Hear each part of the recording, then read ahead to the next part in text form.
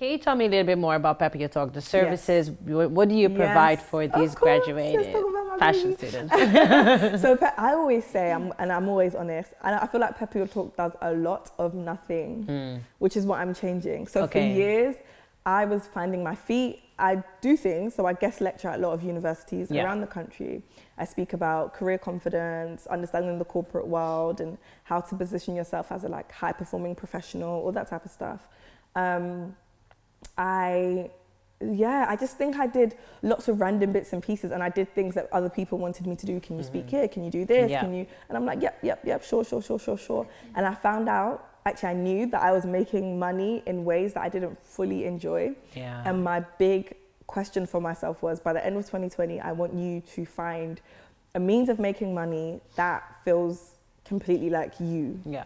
And I hadn't had that yet. Okay. And you had to make the money, but I just didn't know. It just wasn't fun. That's really interesting, because how long have you been doing Papio Talk now? Like 4 years. 4 years. Yeah. And you've actually now realize that you've been doing things that other people have been asking you to do. Which is important. But now the big question is, what do you want to do with Papio Talk? Yeah. I don't want to be a slave to my business. I don't want to be a workaholic. I don't want to be always on my laptop, always on my phone. Like, that's not the type of wife, mother, person, sister, daughter, whatever. I don't want to be that type of person. No. So that was my big question for myself. So like I said, I feel like I did a lot of nothing for a long time. It was useful. Yeah. It helped people. I have success stories. There's testimonials. There's proof. Definitely, 100%. But yeah, it wasn't streamlined enough for me. Yeah. So now I created a CV workbook, a cover letter workbook. Yeah.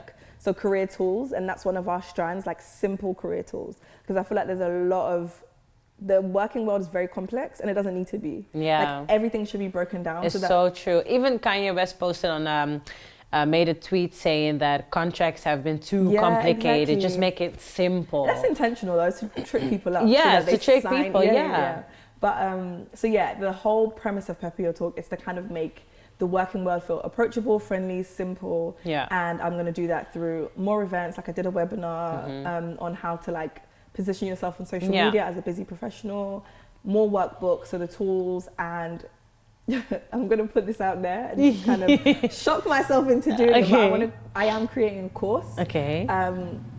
Which again plays on my strength, so that's something that I can deliver authentically. Is it an online course? It's going to be an online course. So it's going to be, I guess, split into 3 modules. So one is, and these are the 3 areas that I know professionals always want help in. No matter what question they ask me, it links back to this. So it's, I guess, how to be a top performing professional in terms of how to network. Yeah. So build a network and leverage your network. Which you have done perfectly, so you're the perfect person to how to make more money. Yeah. Because a lot of fashion isn't the best paid industry when you are a junior. So it's how to, that's interesting, I guess, expand on your salaries, and then how to set clear career goals. Yeah. People like have goals and they're not linked to anything big. I don't know, it's just weird.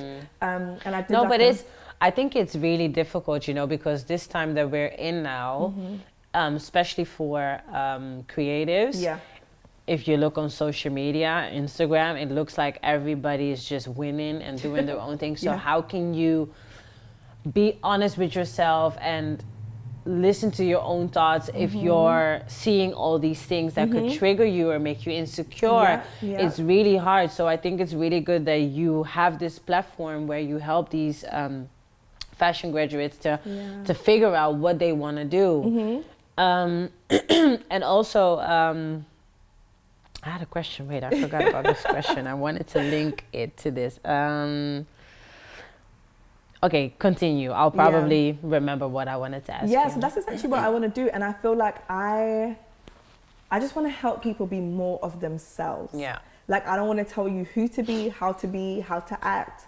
I want you to just continuously dig deeper. Like, I read this quote this time last year, and it was like, this guy I can't remember his name, really, really famous artist, but they asked him, how did you create this sculpture out of a slab of marble? And he was like, I didn't create the sculpture, it was always in the marble, and I just chipped away the excess. And I thought that was so powerful, because also I read a quote in the same book, A Return to Love, that said, like, our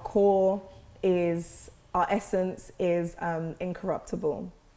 It's the part of us that is divine and it's most like God, and it cannot be changed. And as we live and breathe and move through the world, we take on all these other aspects of our personality that aren't really us. So the idea is actually to unlearn and get back to our essence. But I really love that. But how do you protect these fashion students from the fashion industry? Because yes, this is really beautiful, but when they work for a Burberry or another company, they will still face these issues. It's important to, though. Yeah. That's the thing. Like, I'm not going to wrap you in a bubble wrap and protect you and say, be careful of this. I actually want you to go through tough experiences. I don't want you to lose yourself, but if you do, know that that's part of the process. Like, if you become the bitchy character, I want to be able to coach you back to becoming your sweet self or the self that your mum knows, your dad knows, your family knows.